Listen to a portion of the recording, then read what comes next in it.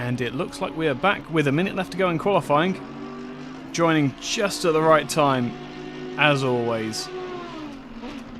As these things do tend to work out.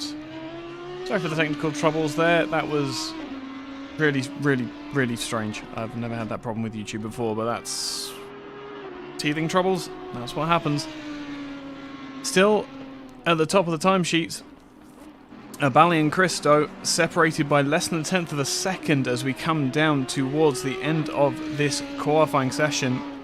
The rest of the drivers seem to have given best for the time being. Andy Williams in the Lamborghini number 22 car is still circulating. Milliken in the 56 AMG as well. Let's very quickly jump aboard with him. It doesn't look like he's necessarily going quicker, but into turn... Oh, actually, which camera angle are we on? That explains why I wasn't quite looking right. Up the hill he comes. That was through turn 1 and 2. Up to 3. Jump on board with him very quickly for what will be his last lap of the race, of the qualifying session. Now into this sunset corner, this long, draggy right-hander. Going to be torture for those front left tyres. Now towards Clubhouse Bend, you can see the clubhouse on the right hand side. Looks absolutely astounding at night when the cars come round here, and down through the S's, really imaginatively named. Out wide goes Rob. He's going to carry on with his lap. Good showing, but seems to have given up a bit of a wiggle to make sure the car is still behaving. He's going to run wide again here. That's really upsetting, as Christo, it looks like, is going to come past. Yep. Back down the hill now. Unless I'm very much mistaken. No name corner there, and then back up towards the Crocodiles. Heavy on the brakes, try and leave the braking as late as possible, because you have a lot of room, as you see there, on the runoff. But you just have to be so careful with getting the car back into line. Down towards the last corner, and he's trying to go even quicker. Bali cannot go any faster than this 99 Audi, looking like it's on fire tonight. And that is the end of the session. Your pole sitter we ride on board with at the moment will be Christo in the 99 Audi. And you can see now the 2 minutes to start. So your starting grid for tonight. Christo will lead the drivers away. Bali will be alongside him in second. In third will be Jeffrey Ruskus in the McLaren. The Porsche 91, driven by Talviti, will start fourth. Grukau. Text a little bit too small, must be getting old. In fifth, Andrew Williams in sixth. Seventh will be Mark Johnson. Simon Geimer will be starting eighth. Ninth will be Roger Hines. Rob Milliken starting a relatively lowly 10th. 11th will be Andy Yates. 12th will be Stephen Wenham. 13th will be Ollie Bateson. 14th will be Olman Morales. And 15th will be Ed Jones in the venerable Bentley. I do believe the rest of the field there seem to be Astons. He is... Oh, that's an Aston as well. No, there's a bigger B there in the... one of those things. John Boy is in the house. Thank you very much, Van der Geest, for joining us tonight. If you do have any questions, points arising, I am alone in the comm booth tonight. So anything that I miss, I'll be more than happy to be corrected on. As you can hear, the revs starting to rise as the engines turn over. That 58 Nissan just in front of Jones there. That is a work of art, is it not? 10 seconds to the grid start. We're going to have eyes on Ruskus in third place. Yes, I am absolutely in love with the fact that I'm not having to drive tonight. The drivers begin their very foreshortened warm-up lap. There's a Golf livery Aston there behind as well. We will get a chance to have a look at all these cars as they come across the start-finish line. But yes, the weather tonight, I think all over the world it feels like, is just incredibly hot. And I am so happy not to be behind the wheel tonight.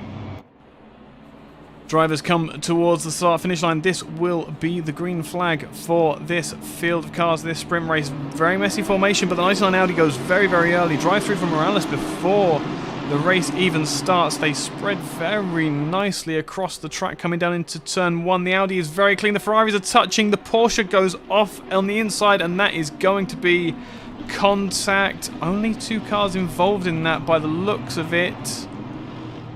And big damage on the 91 after a very promising qualifying position. I hope that isn't a retirement. And the GTR looking askew as well. Really big shame up the front of the grid. The man that started second in the 11 Ferrari has dropped to 4th, getting mugged off the start line. The Lamborghini of Andy Williams. Good choice of number as well.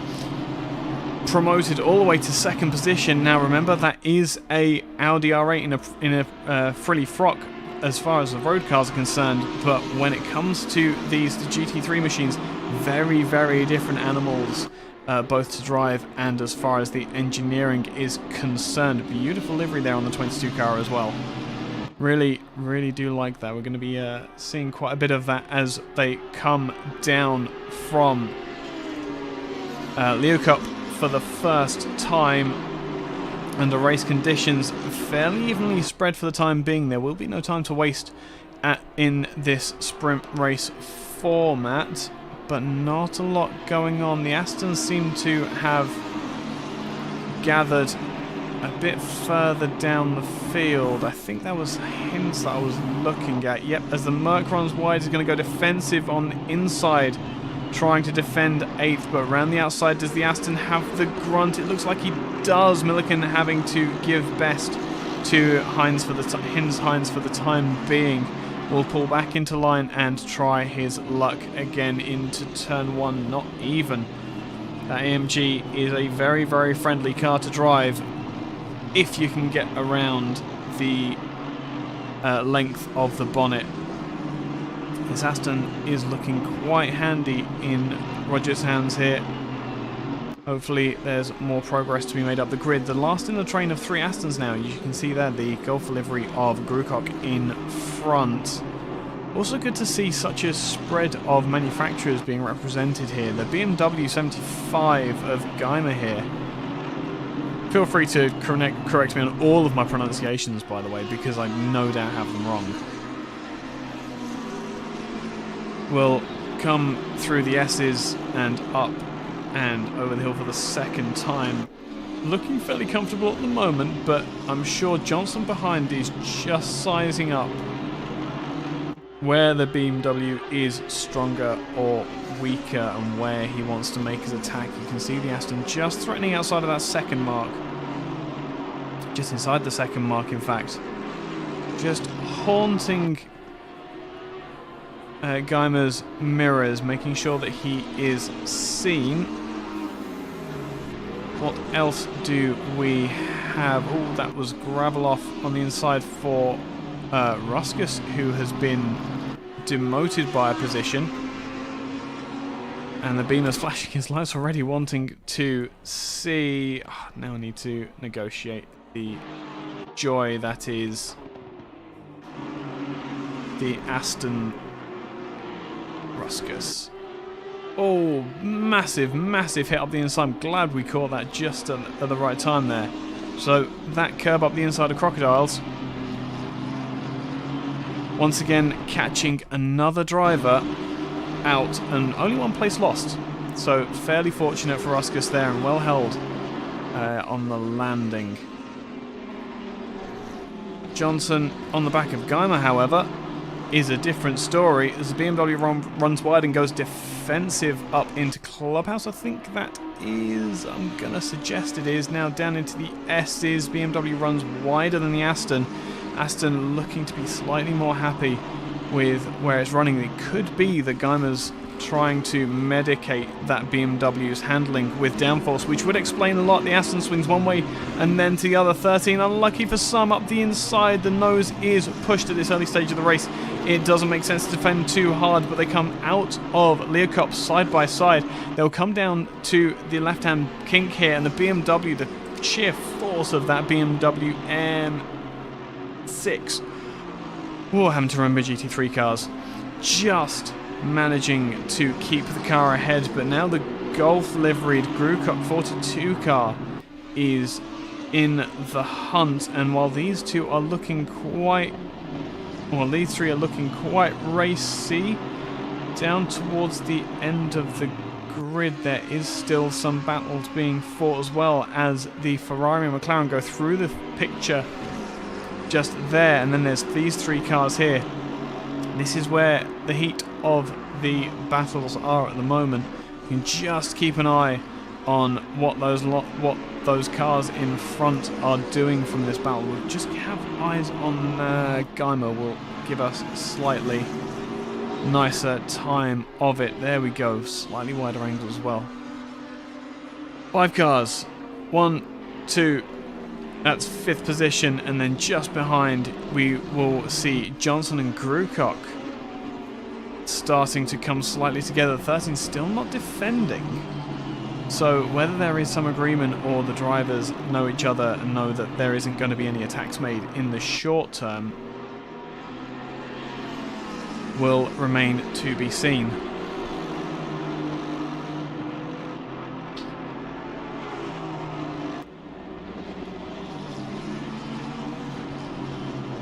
Up ahead we have the split times coming through now, as the leaders in fact are separated by 6/10, so that Audi and Lamborghini are attached by a relatively short length of bungee cord.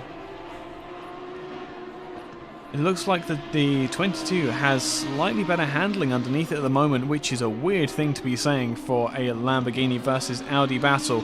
Just keeping the lines a little bit tighter as they come across the line. We're going to get a new split time, and it is going to be significantly less up underneath the rear wing. It is under 5/10 now, and into the first corner you have to be wondering whether Williams is looking for that overtake. The 99 car is looking very, very understeery compared to the Lambo. You'll see, I'll tell you what, we'll take our first opportunity to jump on board, if I press the right button. There we go, with the Lamborghini. Watching the Audi in front going very, very wide into sunset and then up towards Clubhouse. You're going to see the Audi brake, 50 meter mark, there we go. And just watch for the Audi running a little bit wider than the Lamborghini. The Lamborghini is being able to tighten its line a lot more than that 99 in front. And bear in mind, this probably isn't absolute pace from Williams right now. No need to push the envelope too hard, as there's 22 minutes remaining, and there is a 6-second gap in arrears to Bally, Ruskus and Geimer behind. We'll jump back to the external cameras as the cars spread out slightly through this twisty section, which is going to happen with the downforce being taken off the front of that Lamborghini. We'll drop back now to these battles that we've been looking at. It looks like Johnson has managed to break away from the 42 of Grewcock and is now hunting down once again that BMW. Down in 12th position, Stephen Wenham was looking quite closely at Yates in that Aston Martin. But Aston v Aston is going to be a bit of an ask.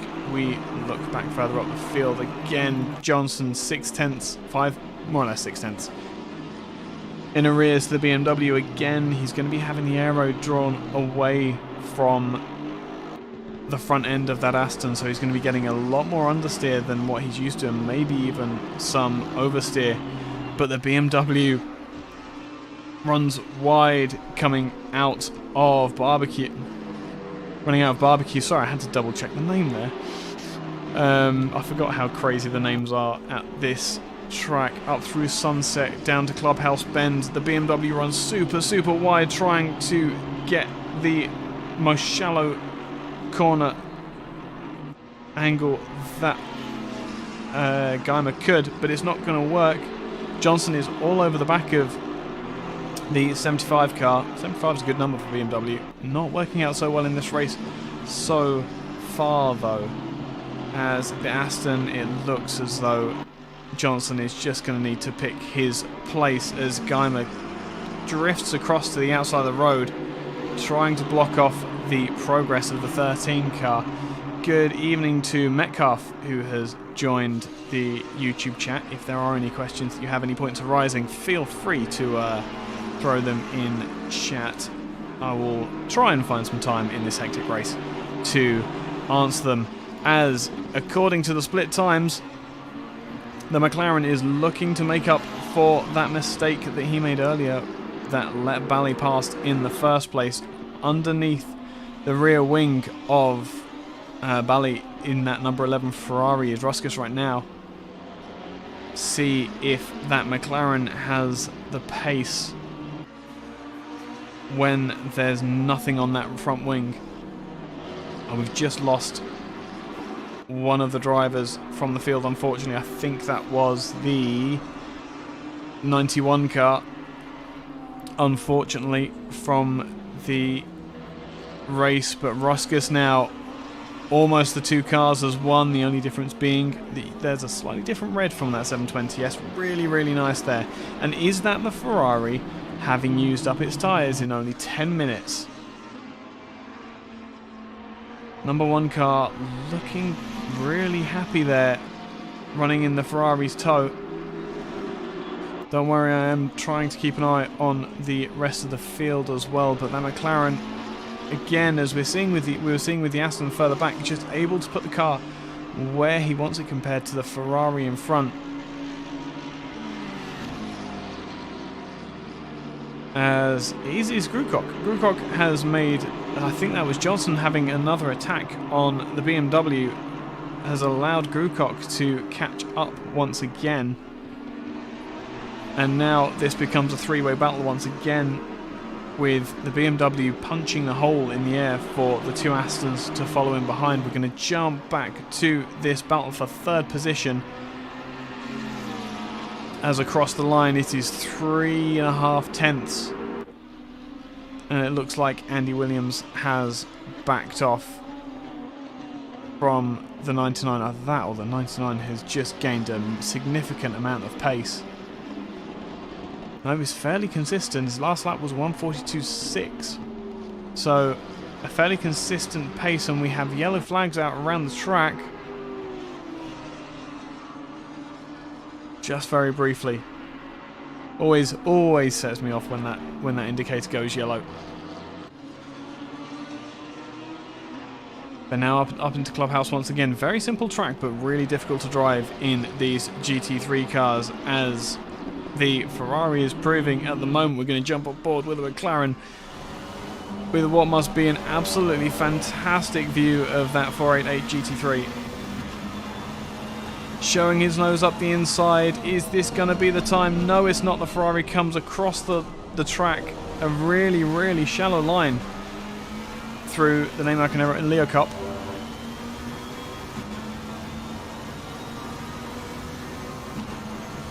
Ah, Talviti, that's such a shame.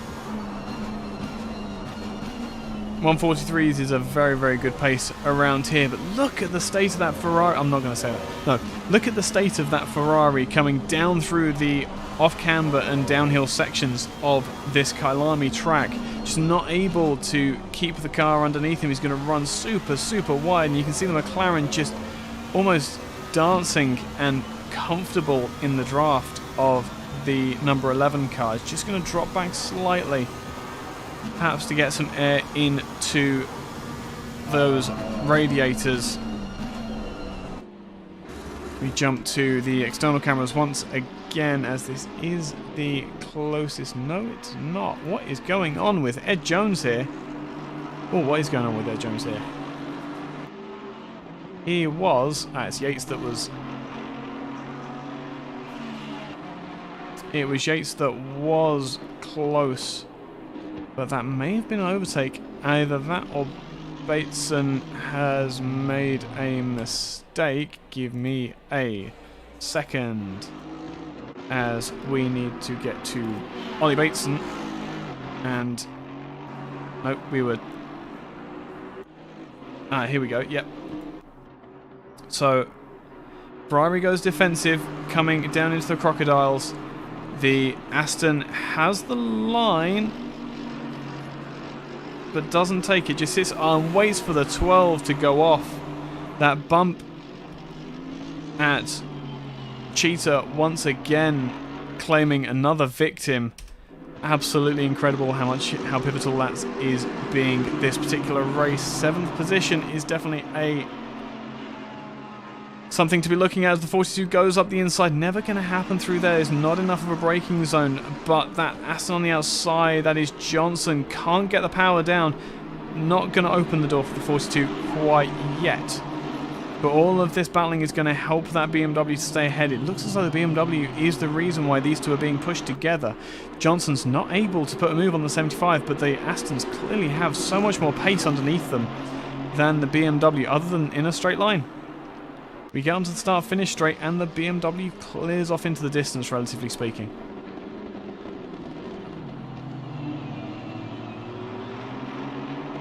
And now, is it a case of that 13 having used up its tyres in the tow and in the draft of that hulking BMW, now cannot put the power down? Or is this a setup issue? The 42 looks to the inside. He's going to come up through Sunset. Is it going to happen? No.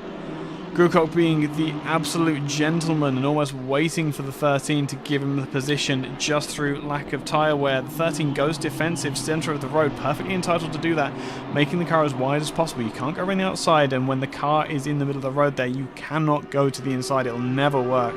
Through the S's now, and Heinz has to...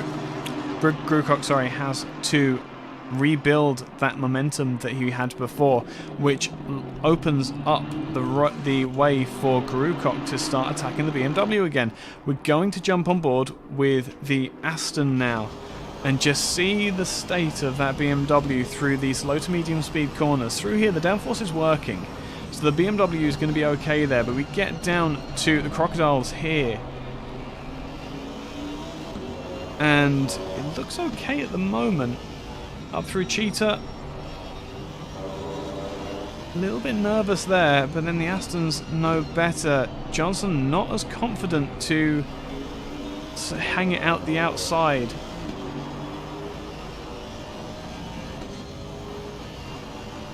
Oh, I'm sorry for that, Tavita. You had a pretty decent start as well.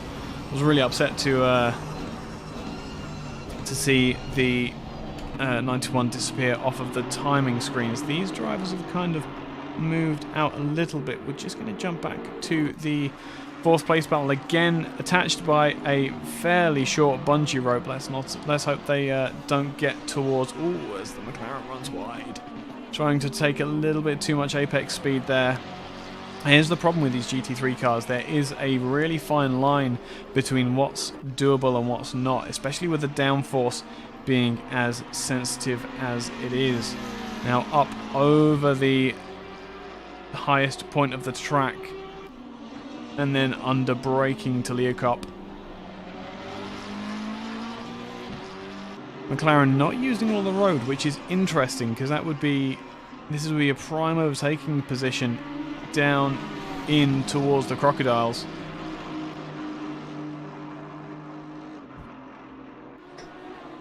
But line of stern they go in, just for the time being, and the gap between these three, again, just not going anywhere. The 75 does defend, and the 13 doesn't, which gets it close again.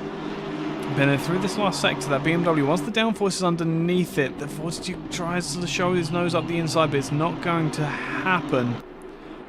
It's through those slower corners the BMW just can't live with it. It seems to have a lot of power and then relies very much on the downforce to be able to get around the corners at a reasonable rate. as Yates now is in front of the Mercedes of Milliken. That is a pass for position that we have just missed, unfortunately. Give me a moment and we will grab that back. So Milliken, with the Aston behind, has a relatively decent advantage come the first half of the track. We'll skip forward slightly, and through the S's is where it's happened. 56 blocking as they are allowed to, and then now coming back down the hill. You see the 24 took a much wider line there, and so is able to keep the throttle a lot more flat,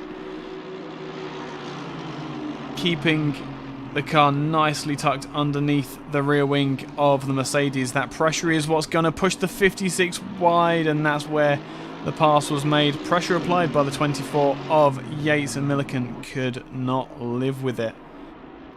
Very, very good driving from the Aston, and unfortunate there for Milliken on this occasion.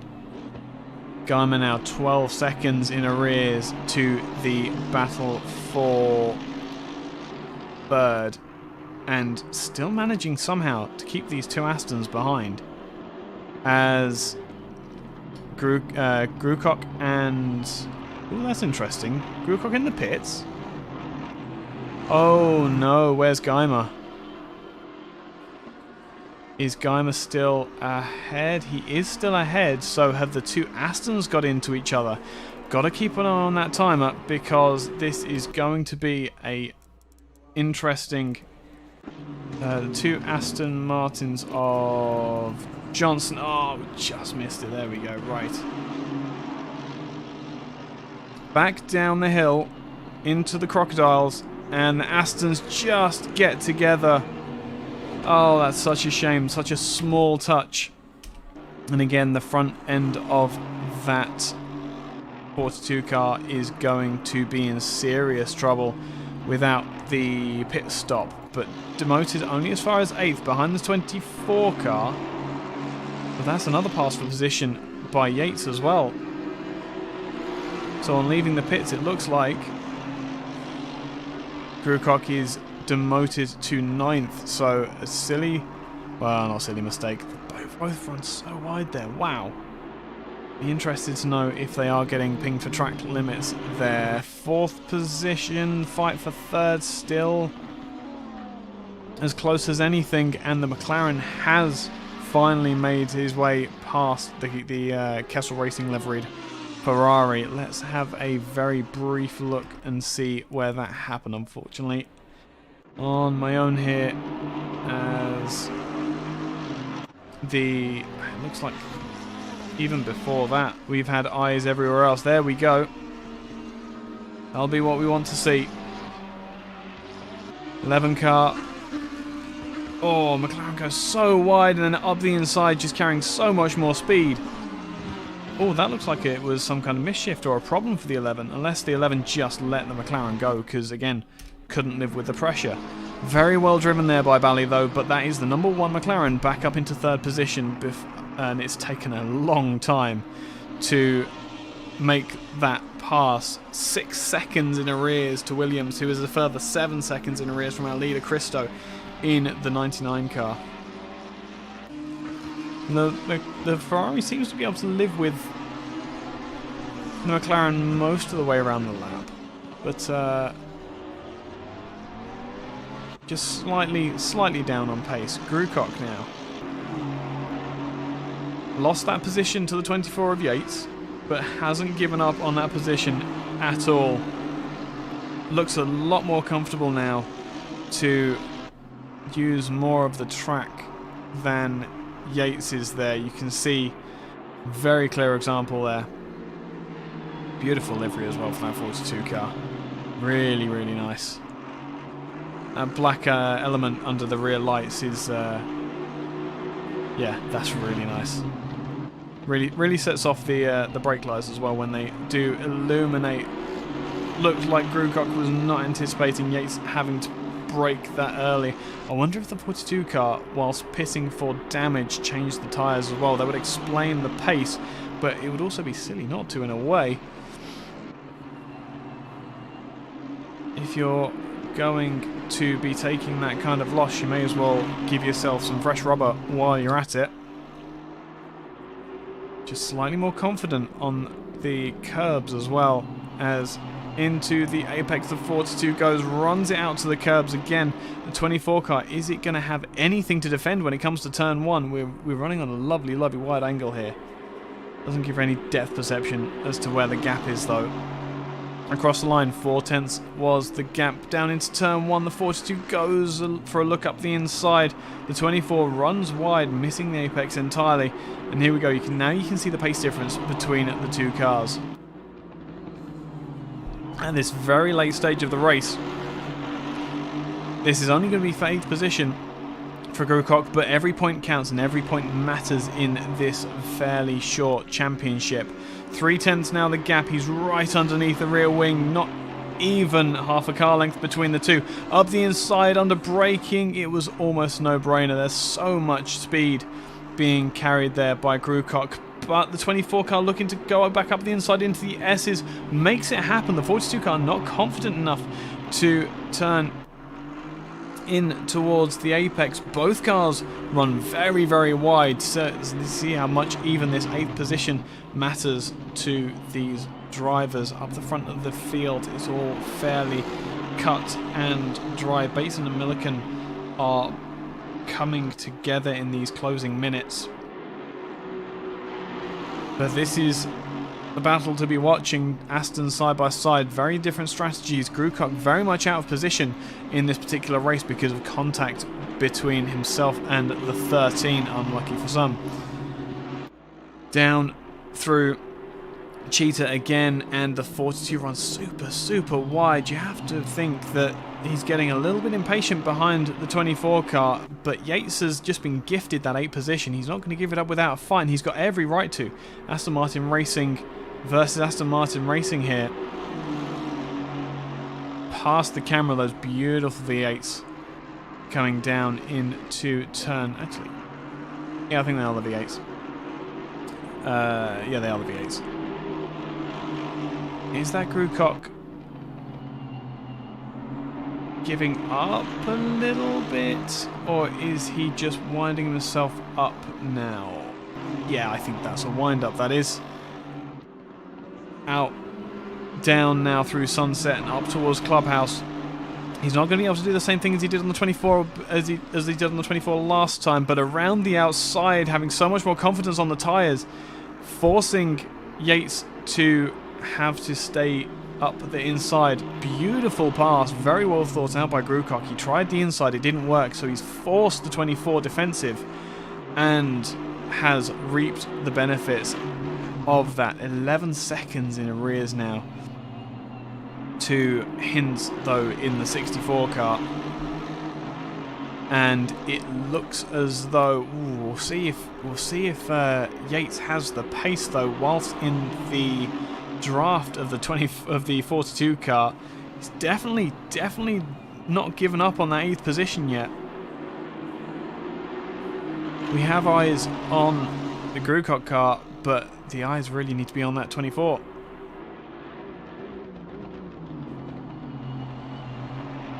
Hey John, is that one of your cars?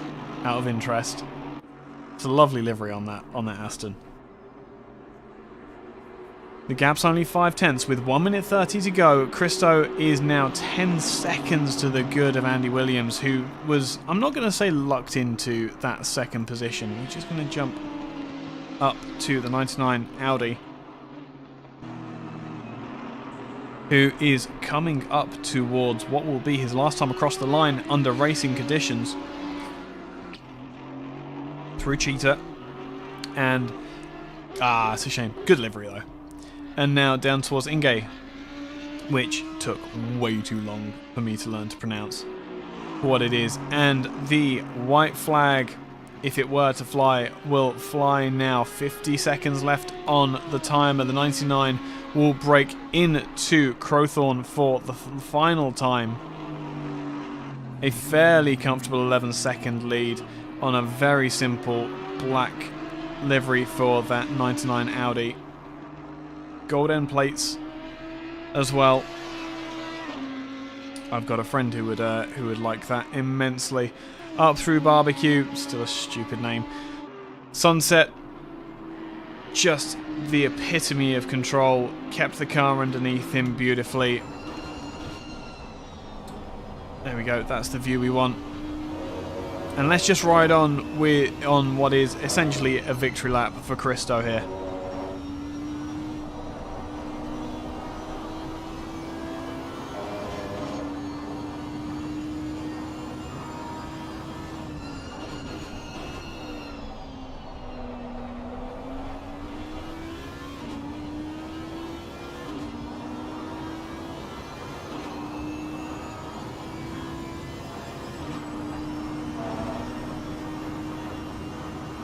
Absolutely astounding coming down into Crocodiles. That Audi looked rapid from the moment it set foot on the track in the practice sessions just before the race.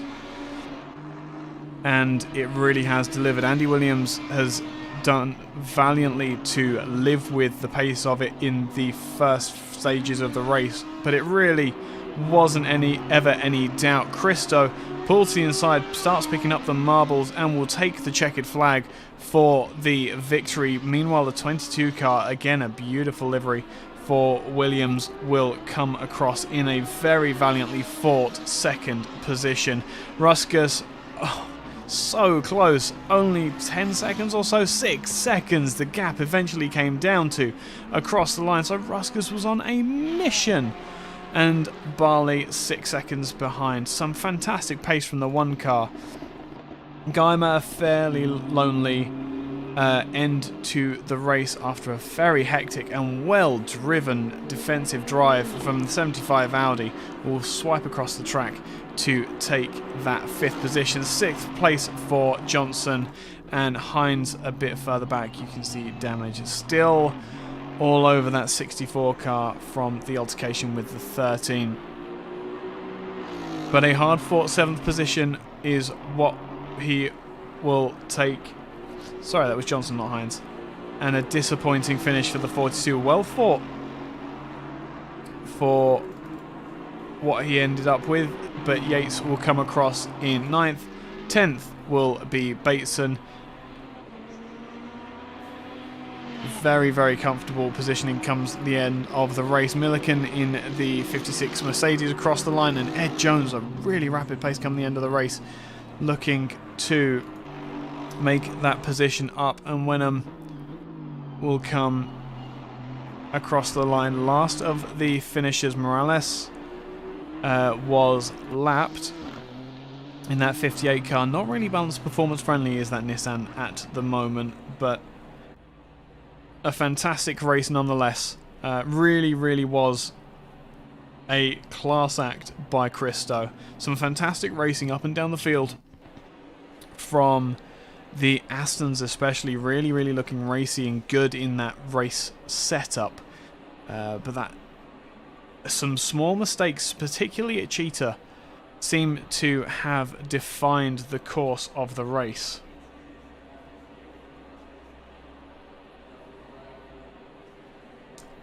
Ah, yes.